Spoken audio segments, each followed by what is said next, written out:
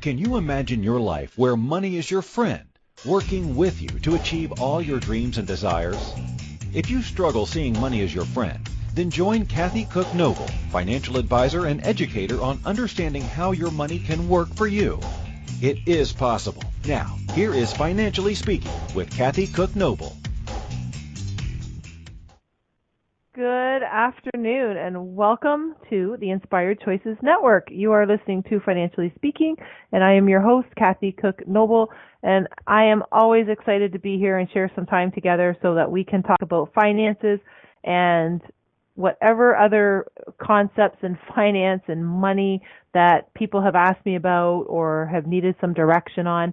What we attempt every week is take a topic and either break it down so it's understandable or give a different perspective on it that maybe some people haven't looked at in a certain way. But at the end of the day, I always tell people, and I firmly believe, and if anyone tells you any different, I'd say they're not giving you the full story, but you absolutely can understand your own finances. You can understand your own money. You can understand your own future planning. You can understand how to make the amount of money or save the amount of money that you want to save or make that fits the lifestyle or retirement lifestyle that you're looking for. And when I say that, people kind of question me and they're like, oh yeah, sure, I can save for X amount of dollars. And I'm like, you can. You absolutely can. And what happens to do that is a little bit of a plan and a little bit of discipline. And that's what you do. And I'm always reminded, I actually have this on my whiteboard at my house, and I'm always reminded of Jim Rohn, and he said that in life, we will all suffer from two disciplines. It's either we'll all suffer from two pains, and we'll suffer from two pains. It's the pain of regret or the pain of discipline.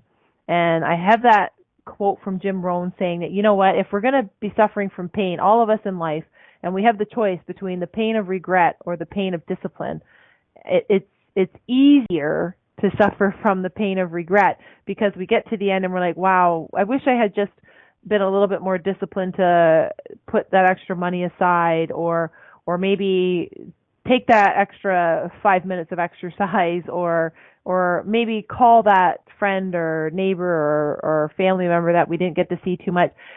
That's what he's talking about. So we're going to have that pain of regret, and it's going to be from the pain of regret, meaning wish we had done something or wish we hadn't done something in some cases, or it's going to be the pain of discipline, saying, you know what, right now it's like, oh, I'd really like to have that extra dessert, or right now I'd really like to spend that money, and especially right now, I'd hazard to say, because a lot of us are isolated and self-quarantined with the whole world in this altered state, to be honest, of this pandemic.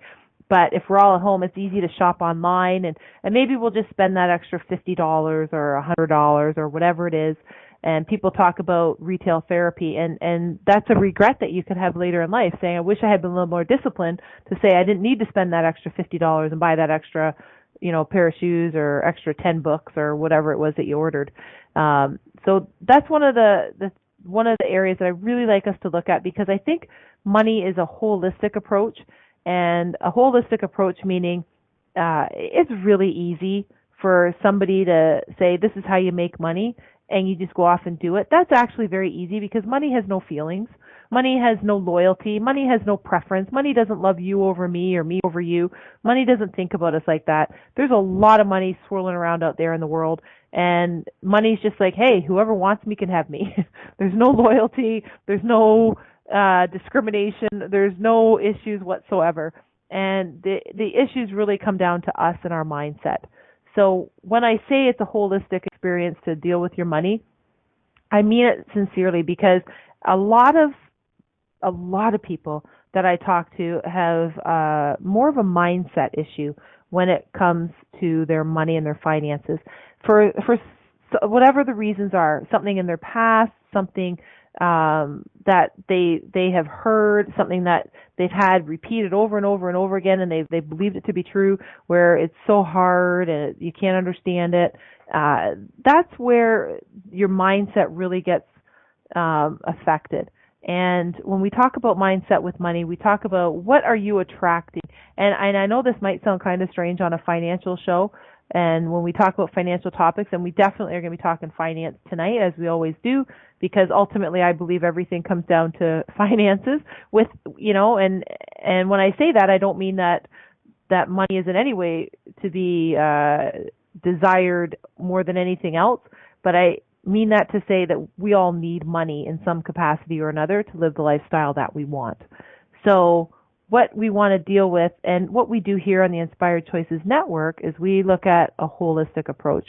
So if you are looking at needing some assistance with your mindset, or shifting your energy, or help with your children in parenting, help with your pets, any topics that you can think of, there's a very, very good chance that we have a show here on the Inspired Choices Network that can help you with that.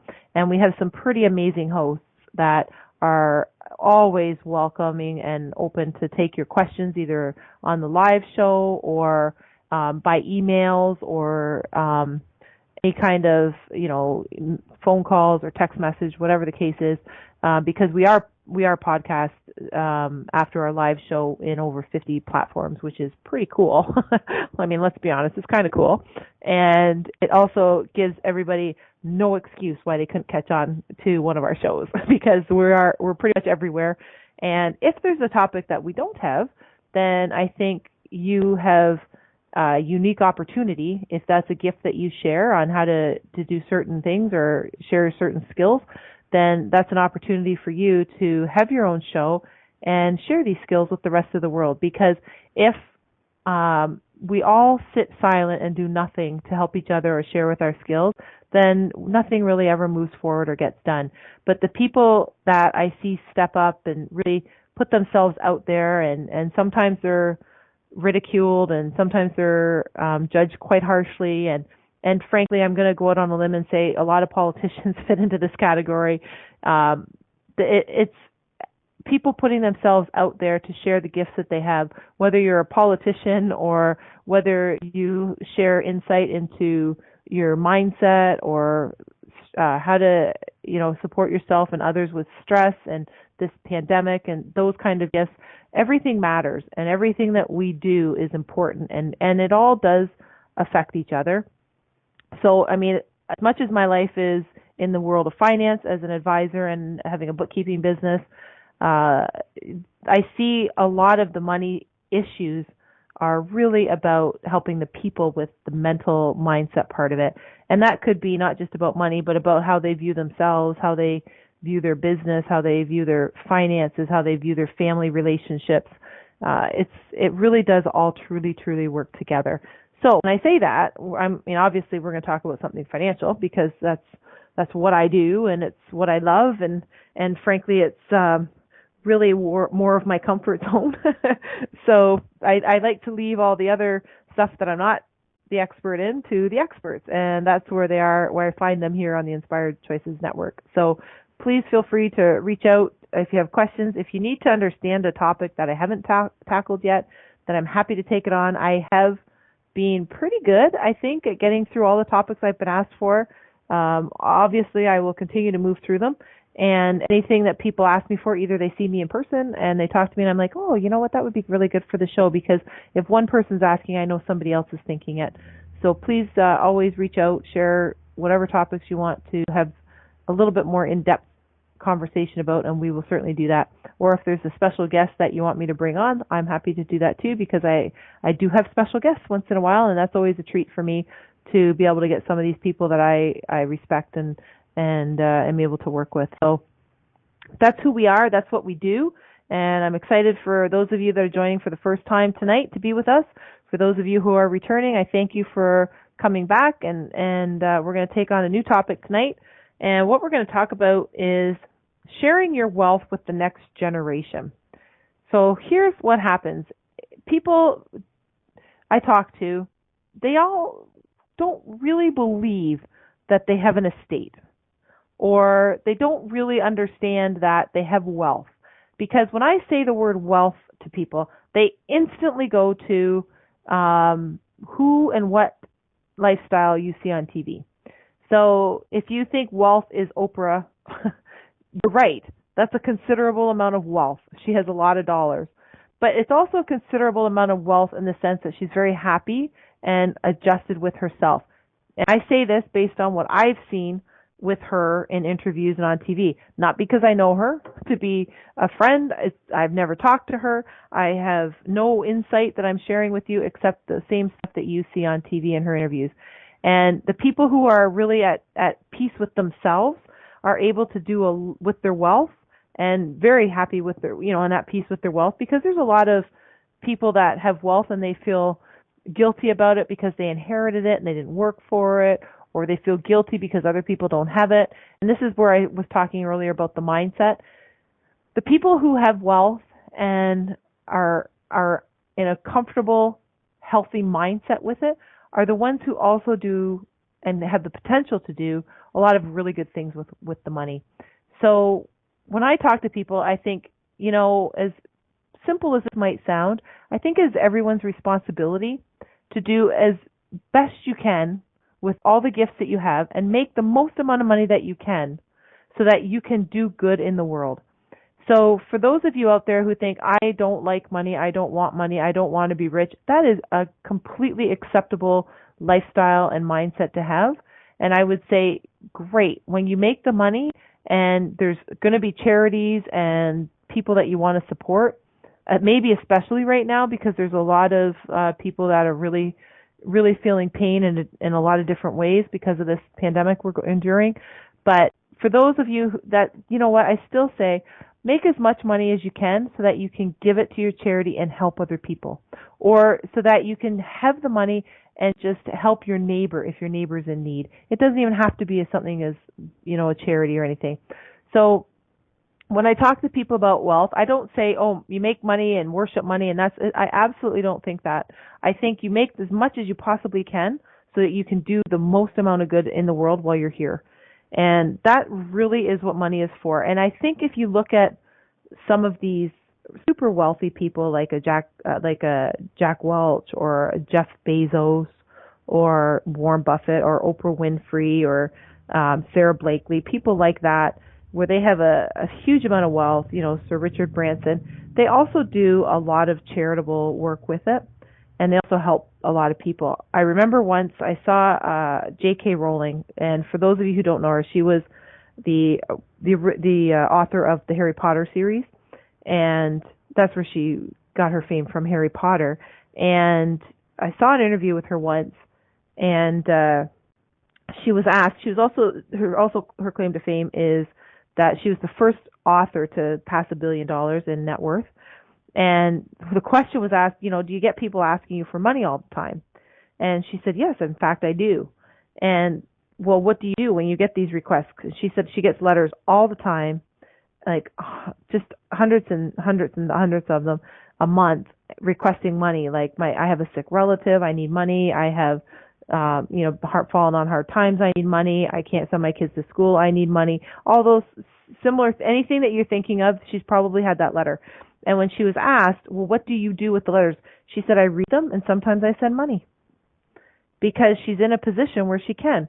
And I think it was 2 years ago, 2018, that on the list of the Forbes richest billionaires and so forth, she had fallen off as a billionaire because she had donated so much money that she no longer had $1 billion net worth for herself, and she didn't care, because for her to be able to give away that kind of money, I think when you listen to her on interviews and hear her speak, she takes much more pride in doing that than she did in making the money. She did not make Harry Potter or write Harry Potter with any expectation that it was going to just be an incredible blockbuster like it was. And again, I say this only from my observation of reading stuff about her, watching interviews with her. I'm not a friend of hers, although that would be so cool to be friends with her, because I think she's one amazing lady with unbelievable morals and ethics, and absolutely a class act. I like her very much. But no, sadly, I'm not friends with her yet. But hey, you know what? If I put that out in the universe, and maybe if by some twist of fate, J.K. Rowling is able to log into the Inspired Choices Network, then you know what? She is welcome anytime on this show, and I am happy to sit down with her anytime, anywhere. So tonight we're going to talk about sharing your wealth with the next generation, even in a way that J.K. Rowling does. So we're going to take our first break of the night. When we come back, we're going to dive into how we can do that, what that looks like, and what that really does for your net worth. So you are listening to the Inspired Choices Network. You're listening to Financially Speaking with me, your host, Kathy Cook Noble, and we're going to be right back.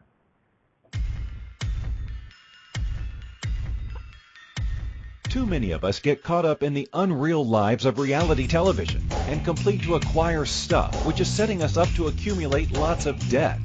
We're scared, confused, and don't know who to talk to. By tuning into Financially Speaking radio show with financial advisor and educator Kathy Cook Noble, you'll learn tips you can use to improve your financial health, which in turn can improve your overall health and make for a very happy life. Live a life you can afford and enjoy. It is possible. Listen for Financially Speaking radio show every Monday at 4 p.m. Eastern Standard Time, 3 p.m. Central, 2 p.m. Mountain, and 1 p.m. Pacific on InspiredChoicesNetwork.com.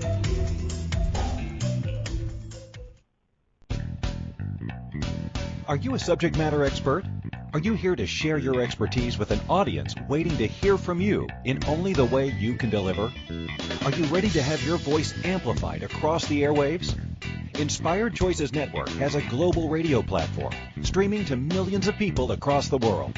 Professionally produced and supported by an accomplished team every step of the way, you can broadcast from anywhere in the world, knowing your voice matters, and we ensure it is delivered with ease and efficiency. Eager to hear your message, the world awaits. Contact us today to become an Inspired Choices Network radio host. Email becomeahost@inspiredchoicesnetwork.com.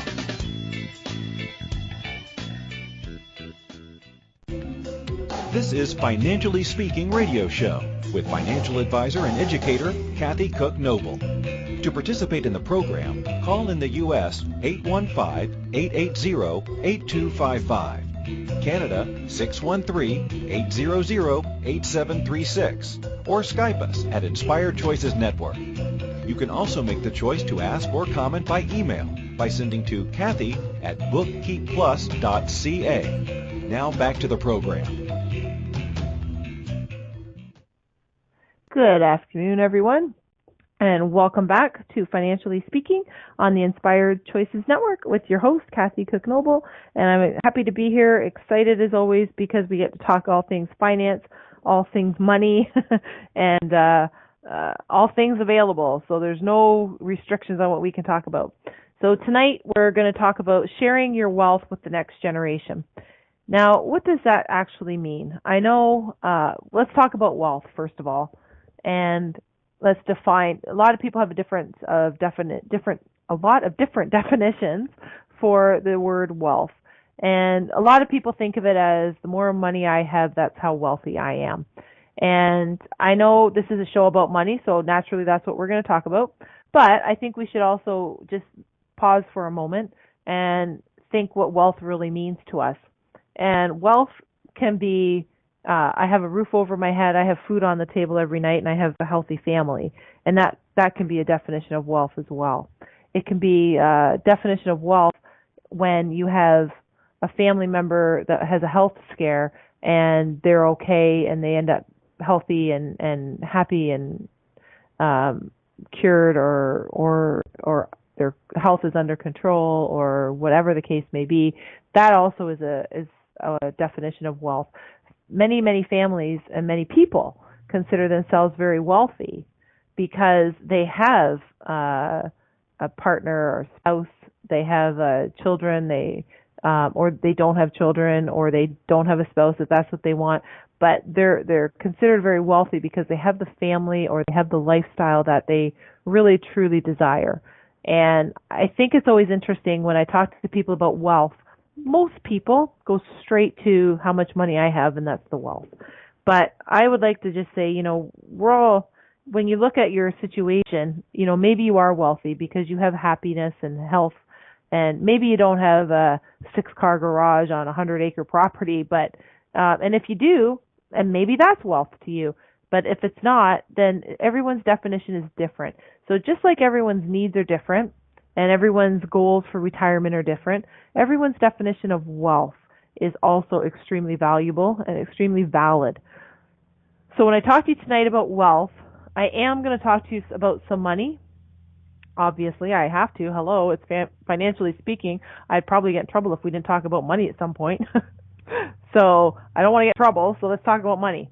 So when we talk about wealth and sharing it with the next generation, I want to look at it and say, the next generation, it doesn't have to be, and this is what traditionally happens.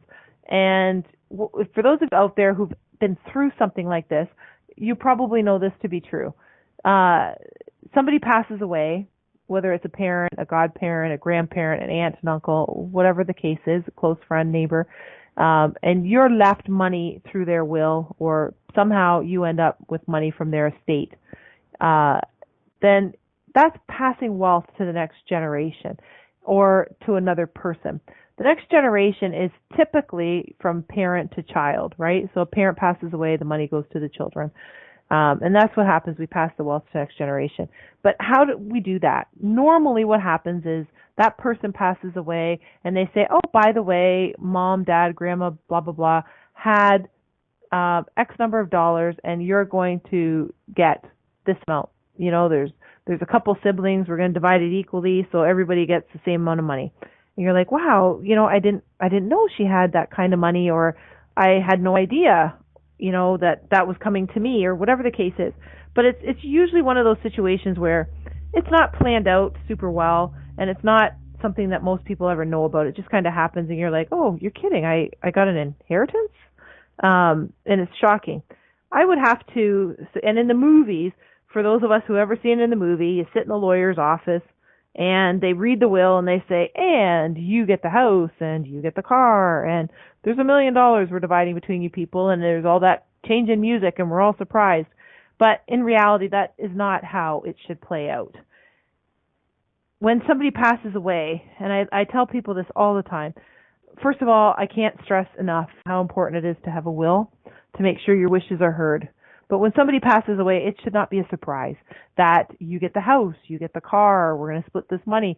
It should be a very orderly, structured time, because you get surprises like that. It causes rifts in family if they're not equal. If certain people, if they die without a will, and then certain people I've seen where they've inherited money, the people that inherited, you knew perfectly well that was not the intentions of the person who passed away, but they didn't have a will, and that's how the law dictates things get divided. So, you know what? That's what happens, and you're not here to do anything about it. So your will, just so I can give you a little side piece of information, because it's really, truly important, and I don't want to not mention it, but the will is your last conversation with the world. So if you want to have your money or grandma's dishes go to your granddaughter, or you've had this heirloom in your family and you want to make sure it goes to your daughter or your daughter-in-law, or that wonderful neighbor who helped take care of you, or that kid down the street who always mowed your lawn, then you have to write it down. There is no way around this. This is straight, black and white, no holds barred. Write it down. Make sure it gets done. And I can't stress that enough to people. And I haven't read the stats lately, but it was only about 30 to 35% of people in Canada have a will, and I suspect it's very similar to that in the United States and the rest of the world, because a lot of people don't do it. And it is not meant to be a guessing game when you pass away what you thought. So, because it's not a guessing game, the law is very clear, and the probate laws are very clear that if you die without a will, you're intestate, that's what it's called, and intestacy law applies, and it says this is the order of operation, just like any math class. It goes from this relative to that relative.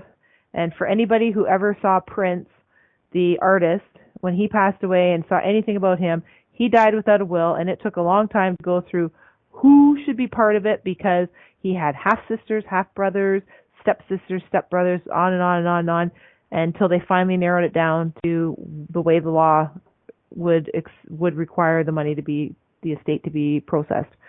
So I say to people, please have a will. This is when somebody passes away, it is a highly, highly emotional time. Do not make them guess what you wanted, and don't make them upset because they now have to go through not just your loss, but by now they have to go through and try and piece together what they should be doing because they want to figure out your wishes. And then it doesn't work out that the money goes to the people you want because you didn't have it written down. So please have a will. It doesn't have to be elaborate. And yes, everybody can have one and should have one. And if you have a dog, a cat, a goldfish, a parrot, doesn't matter. They have to go in the will because otherwise you don't know where they're going to end up. So that is my commercial announcement for Please Get a Will. Getting back to sharing wealth with the next generation. Put it in your will. So sharing wealth is also, remember, I said it's not just money. Sharing wealth, you've lived, say you're thinking of somebody who's passed away, like a grandparent, an elderly parent. They've spent 80, 90 years on this planet. They've accumulated a lot of wealth, a wealth of knowledge, wealth and financial status, an emotional wealth because they've been through a lot, they've lived a lot, they've learned a lot. And don't be afraid to share that. There's nothing wrong with sharing your wealth, sharing all your knowledge and information. Put it down. If you have books you want to share you think would be appropriate, for certain people, I really want my grandson to read this book. I'm going to leave it to him in my will and say, this really changed my life. Want you to have it. If you have a granddaughter and say, you know what, this is what I learned in my life. I really want to pass this knowledge on to you so that you can have a happy, prosperous life. I want my dishes to go to my sister. I want my other grandson to have my car. I want to pass whatever it is. And it's not limited to one thing per person. You can structure your will and you can structure your wealth to pass along very seamless. And you want to have it that way so that people that you've left behind, your family members who miss you, are just able to miss you and not have to go through all the administrative process. So passing your wealth on to your next generation, also keep in mind that I'm not talking about money. Now, how do we do that? We're going to plan for this transition of wealth to your children and your grandchildren, but it doesn't have to be this big daunting task. It's important to start with just a conversation and discussing it with them so that you can understand the impact of taxes on your estate assets and what steps to take for it. Because as we've talked before in previous shows, there's stuff called estate tax. Formally, it's all, everybody talks about it as probate, but it's all estate tax. And what happens when you die is the government says, okay, let's figure out how much you owe. And it's owed based on a formula, and then you pay the tax. Your estate pays the tax before anything gets divided out to the people that you want to have it. So don't be afraid to talk about it because if you don't plan for it, then a lot of the time the taxes are higher than what they need to be because you haven't planned for it. And if the taxes are higher than they need to be because you didn't plan for it, that means less of your estate goes to your family and friends that you want to have it, or your favorite charity, or your community event or community group, whatever the case is. So just remember that the less planning you do, the more taxes you're probably going to pay. So let's really concentrate on getting our estate straight and focus on it and not being scared to focus on it or scared to do it because we're afraid to talk about it. And let's consider some of these tax implications. So what happens when a person passes away? Well, that person is deemed to dispose of all their assets at fair market value at the time of death. So what does that mean? Think of it like this. If you decided today that you're going to sell absolutely everything you own, every investment you have, every property you have, every pair of shoes you have, every single thing in your house, right down to your last dishes and pots and pans and bar of soap. So you're going to sell absolutely everything. Your car, everything gets disposed of on one day. That's what that means. So the day you die, that is your day of disposition. Everything in the government's eyes just got sold. So what does that mean? Well, it just got sold. So what? Well, what matters is if in the investment world or with all your investments, that has a huge tax implication because now you're talking about stuff like capital gains, and you're talking about figuring out estate taxes, and you're talking about how much money is coming out of that estate to pay for all this estate tax. So the day you die is also your day of disposition for figuring out assets at the fair market value. So how much is that condo worth in Florida? How much is your cottage worth in Muskoka? How much is your house worth? How much is your investment property worth? How much is your business investments worth? How much is your retirement investments worth?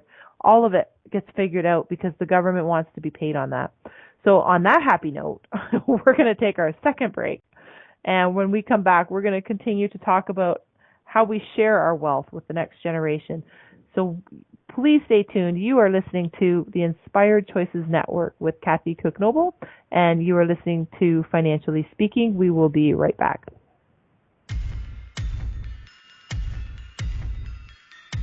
Too many of us get caught up in the unreal lives of reality television and complete to acquire stuff, which is setting us up to accumulate lots of debt. We're scared, confused, and don't know who to talk to. By tuning into Financially Speaking radio show with financial advisor and educator Kathy Cook Noble, you'll learn tips you can use to improve your financial health, which in turn can improve your overall health and make for a very happy life. Live a life you can afford and enjoy. It is possible. Listen for Financially Speaking radio show every Monday at 4 p.m. Eastern Standard Time, 3 p.m. Central, 2 p.m. Mountain, and 1 p.m. Pacific on InspiredChoicesNetwork.com.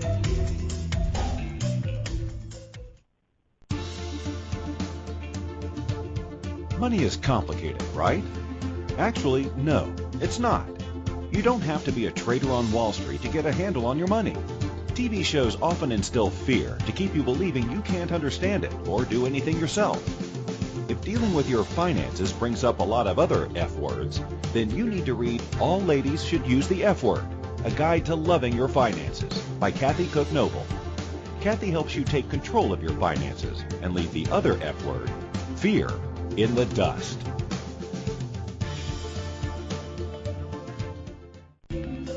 This is Financially Speaking radio show with financial advisor and educator Kathy Cook Noble. To participate in the program, call in the U.S. 815-880-8255, Canada 613-800-8736, or Skype us at Inspired Choices Network. You can also make the choice to ask or comment by email by sending to Kathy at bookkeepplus.ca. Now back to the program. Welcome back, everyone. You are listening to Financially Speaking on the Inspired Choices Network, and I'm your host, Kathy Cook Noble. And tonight we are talking about sharing your wealth with the next generation.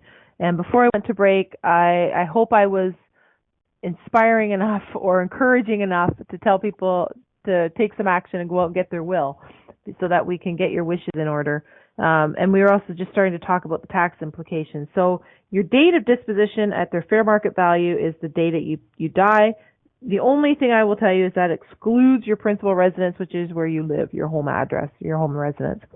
So you do get a tiny bit of a break there, but everything else gets taxed.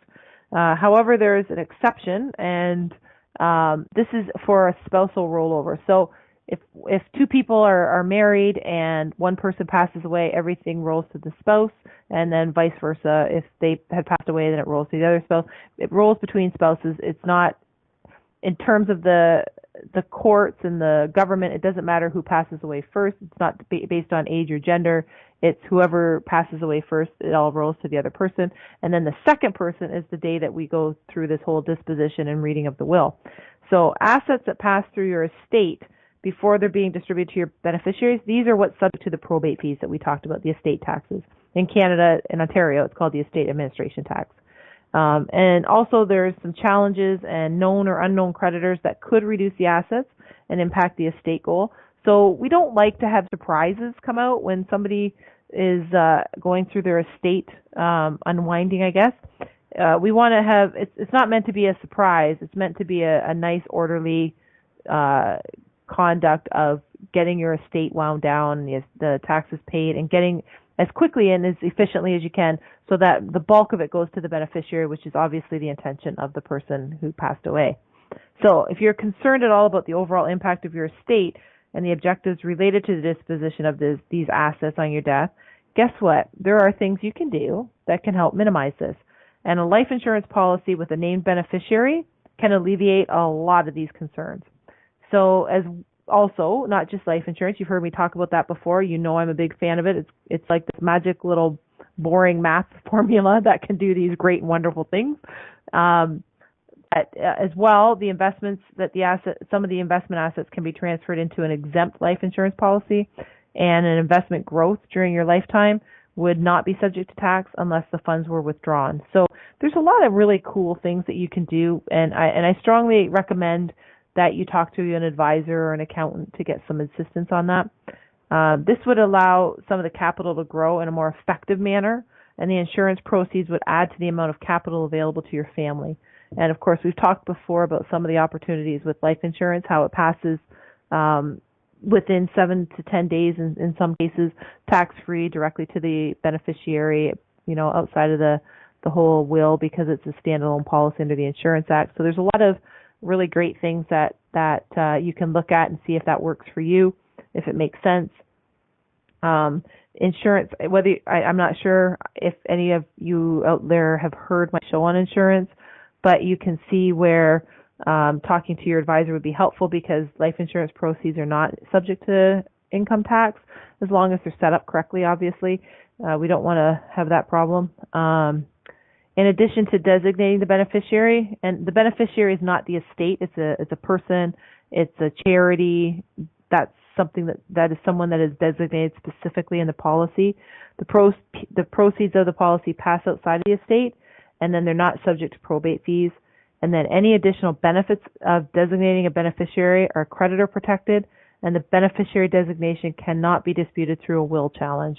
So there are so many really great things about the insurance, and this is one way we can help pass wealth to our next generation.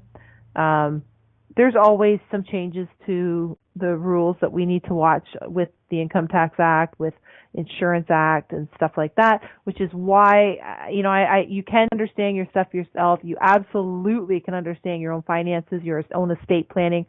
Sometimes it doesn't hurt to have the assistance of a professional like an advisor or an accountant, so that they can help you understand and maneuver through some of the tax issues, because that's what their job is. But as far as passing wealth to the next generation, we certainly can do it in a very tax-efficient manner when we're talking about wealth. Now, some of you out there might be thinking, well, that's all fine and well, but my kids aren't very good with money. And I hear that. Or they're afraid that every cent that my kid gets, they're going to blow it. Or they're going to blow half of it on something stupid, and then they might put the rest of it aside for school or for my grandkids or something to that effect. So there are things we can do there. So there are trusts that we can set up. There are annuities we can set up so they get a certain amount every year, and that way we know they're set for life. So let's say, for example, that you're worried that your son or daughter is going to inherit money from you, and you want them to have it, and you want to help make their life better, but they're not good with money. So say they're going to inherit $1 million, just for argument's sake.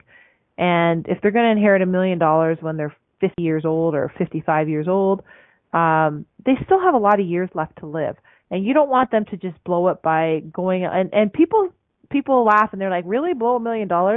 Yep. The stats are, if you win the lottery, usually within 7 years, you're right back to where you were, or even in a worse position, because people don't know how to handle the money and they get a little bit wild on us.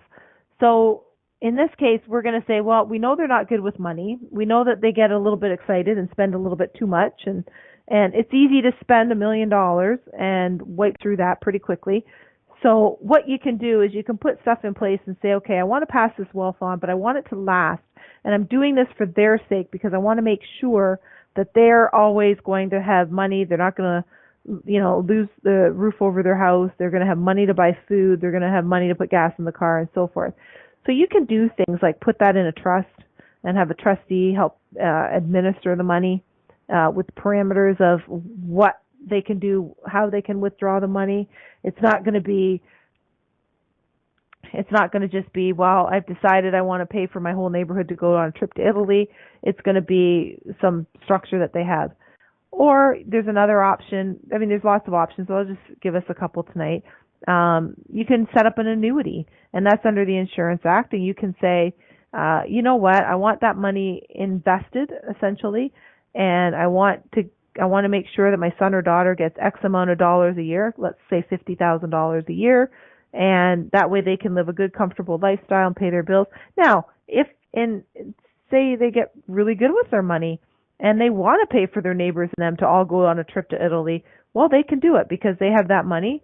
And they'll also know that, next year they get another 50,000 and the year after they get 50,000, but they aren't going to be able to go in and say, I just want to take about $500,000 out, because they can't do that. So it protects them a little bit from themselves, and it can protect them from other people, because there's going to be other people that they come in contact with that are going to want to have them invest in maybe a business, loan them money, hold a mortgage on their house. It's all kinds of things that can come up that they ask people for. And a will is public information, so if it's all left through the will and not through the insurance, then anybody could see that, so-and-so, my neighbor, was left so much money, and we know that she was left, or he was left $1 million. So it protects people a little bit that way. It also protects people from themselves and from being able to honestly say, I have to be structured because I only have this amount of money this year. So that's one way we can help protect our loved ones and family members from the wealth and passing it down to the next generation. We want to make sure, I shouldn't say we want to, I think, and I always look at it this way, I'm like, okay, if we want to, I think we want to have a presence here. Like, we're here, we're doing stuff, we're working, and I want to leave an impression, if you will. That's the same thing when I translate it as you want to leave a legacy. It's kind of that I came, I saw, I conquered, and I was here, and I signed my name in the wall to say, I was here. That's kind of what we want to do in life. And I think we want to set up ourselves in a way that says I was here. So we can do that by setting up a foundation. And foundations don't have to be the Bill and Melinda Gates Foundation. They do not have to be that big. I am telling you, as sure as I'm sitting here, you can do it with a small amount of money, even $10,000. You set up a foundation, and you can say, you know what, I'm going to have the Me, Myself, and I Foundation, and I'm going to have that support, helping animals or helping underprivileged children go to school, or whatever your passion is. And it doesn't have to be one thing. It can be more than one thing. And every year that foundation is going to donate the proceeds of the growth to whatever your desired charity is. So it's really cool. I think it's really underutilized, because I think it's really kind of a neat thing that if you think about it, you could live forever in a way, because you're going to take some of your wealth and you're going to set it up so that you kind of live forever. So you're going to be able to give money out to your favorite charity, to your church, to whatever is your passion for animals, people, abused women, abused men, medical breakthroughs like the Bill and Melinda Gates Foundation. They're obviously very focused on medical breakthroughs and vaccines and so forth. You can do that too. You just don't have to do it on the same scale that they're doing it on. And there's nothing wrong with that. I think the more people we have on the smaller scale will definitely outnumber the more that we have on the big scale. You got to remember there's power in numbers. So if we all had this amount of money in a foundation, like that wouldn't, it wouldn't take much to really build up big numbers. So we can have this opportunity to really leave an impact. And that's another way we can pass wealth on to the next generation, because what we're doing there is we're passing on to our children that, it's important that we take care of each other, and we take care of our community, and we take care of our world. And you know what? Mom and dad or grandma and grandpa, they're showing us that because they set up this foundation and they want to make sure that we help take care of each other. So you're also passing that on, and that's a message in itself to the kids. And I think that's the next generation. I shouldn't say kids, because there's a lot of times that they're not kids at that time, but there's a really good message in that, and I think that's important for us to remember too. So there's lots of ways we can pass wealth on to the next generation. There's also lots of ways we can pass money on to the next generation. So with that, we're going to take our final break of the night, and we come back, we'll talk about just a few things where you're never too old or too young to secure your future, and we'll talk about a few little tidbits there. So don't go anywhere. You are listening to Financially Speaking on the Inspired Choices Network, and I'm your host, Kathy Cook Noble, and I'll be right here on the other side of the break.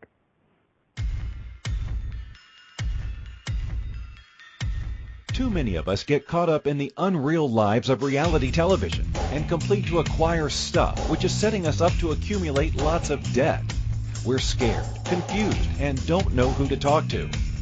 By tuning into Financially Speaking radio show with financial advisor and educator Kathy Cook Noble, you'll learn tips you can use to improve your financial health, which in turn can improve your overall health and make for a very happy life. Live a life you can afford and enjoy. It is possible.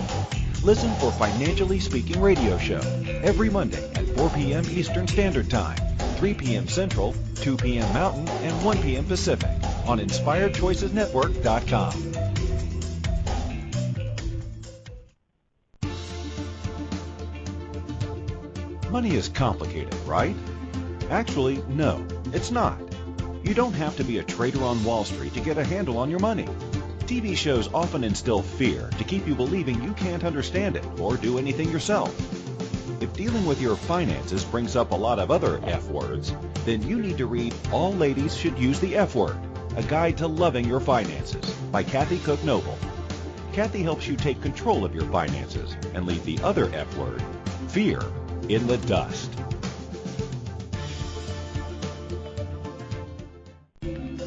This is Financially Speaking radio show with financial advisor and educator Kathy Cook Noble. To participate in the program, call in the U.S. 815-880-8255, Canada 613-800-8736, or Skype us at Inspired Choices Network. You can also make the choice to ask or comment by email by sending to Kathy at bookkeepplus.ca. Now back to the program. Good afternoon and welcome back to our last section on sharing wealth with your next generation and with the next generation. We've been talking about different ideas on how we can transfer wealth, our definitions of wealth, and also how we can transfer money. And I think that for me, it's really important that to talk about that, it always goes hand in hand with my estate and how to prepare my kids, how you're never too young or you're never too old to start to secure your future. And I know a lot of parents out there in Canada, and we've talked about different education plans and so forth in Canada, the United States, and around the world, but there's that registered education savings plan, which is great. And, you know, a lot of times parents will do that, but, you know, we make sure that they do their homework and they eat their veggies and they go to bed on time. And I also think as a parent, it's important to make sure that you work hard to keep the kids safe and secure and their financial security. So just imagine and now I'm just going to take this big wild leap of imagine for a moment with me. Imagine that we all as parents get our financial house in order and our estate plan in order. I'm not saying you have to be out of debt and everything. You have a plan. So everybody's got a plan. And then we're going to go that one step further and we're going to get the kids on track for financial plans. So we're going to start talking to them. We're going to start planning for them. We'll take out a permanent life insurance because we can take advantage of their health, the lifestyle, and career choices in life aren't going to affect them because they're young. We get it locked in. We can't foresee the future. We don't know what's going to happen with the kids. Everybody hopes that their kids are going to grow up and be healthy and productive adults, have a great job and contribute to society. And we don't plan for accidents. We don't plan for illness. We don't plan for sicknesses. We don't plan for those things. But if we did, and we were able to say, let's just put everything in order now. So now when the kids are young, we're locking in these fantastic prices for premiums. We're locking in the fact that they are now covered for life. And we're locking in the fact that we're also starting them to plan for their future and their estate plan. So once we get these locked in at the early rates, the early age, the rates are covered for their life. And they can't take it away as long as you pay the premium. And there's lots of really cool strategies where you can get it paid up and you don't have to continue to pay for the rest of your life, and it's there forever and grows and helps actually build wealth. It makes a lot of sense to be able to do stuff like that. When they come of age, the kids can take over their policies. They're now adults that have been set up really, really nice. And then they have learned this because you've worked with them, and then they'll do this for their kids when they get to that point. And then by doing this, we start to change the structure of the world. because now we're able to take care of ourselves.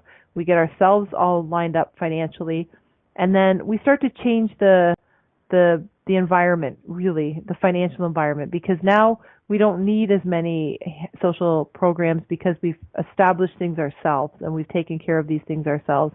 And that means that there's more money out there for those people who really do need it and have misfortune that comes up, and they haven't maybe prepared for it and haven't prepared well enough for it.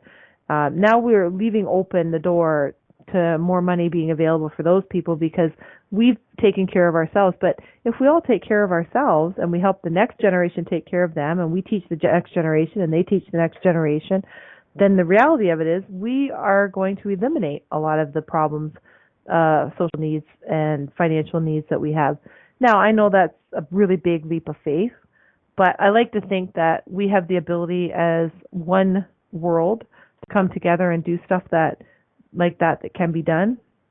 I believe it can be done, and I think it takes a lot to do it. I mean, when you think about a pandemic that we're going through, we've all been able to come together and learn social distancing. We've all been able to come together and learn self-isolation. And you think about it, I mean, I know, I see the news, and I see the people that aren't self-isolating, and they maybe aren't distancing, social distancing the way they should. But the reality of it is we all have come together and done some of it. Some people are just getting antsy and, need it to be over sooner. And I get it. We're all human. We all need a little bit of something, and it's sometimes very hard to be isolated from your friends and family members. But we can do it, and we're proving we can do it because the curve is flattening.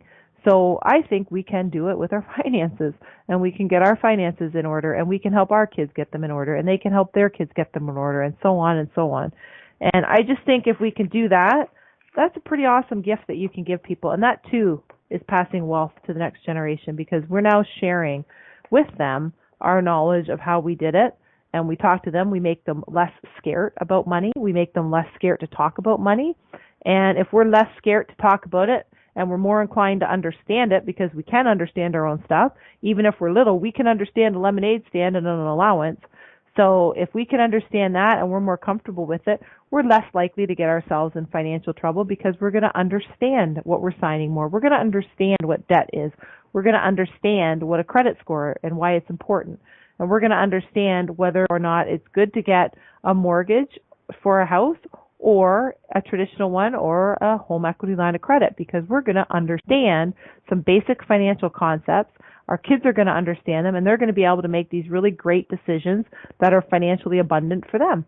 And I look at that and I think, if that's what we do, isn't that just a huge, huge amount of wealth for your family, to have the peace of mind that you have some financial security, that you have the ability and confidence to understand it, and just for yourself, and we have the ability to help other people. And then we're going to be in this position where, hey, you know what? We aren't stressing about ourselves when an emergency or a crisis happens, because we've been planning for these events to take care of ourselves. So we're able to help those less fortunate. And I just think that these are, maybe I'm a little bit too pie in the sky kind of, which would be very ironic to be accused of me being a little bit too unrealistic, because I'm very realistic and practical. But I like to think that all of us working together can truly make this a better place, and we can help each other. So I thank you all once again for joining us on Financially Speaking. Please come back and join us again. We're here every week. We're talking financial concepts, money issues, and any other financial breakdown that you need of any particular topic. And I'm happy, as always, to break that down and share it with you and give you any homework that I have.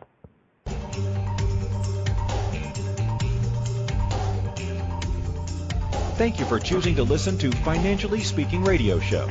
Kathy Cook Noble will return next Monday at 4 p.m. Eastern Standard Time, 3 p.m. Central, 2 p.m. Mountain, and 1 p.m. Pacific on InspiredChoicesNetwork.com. We hope you'll join us. Until then, have the best week of your life by making the choices that bring you all that you desire.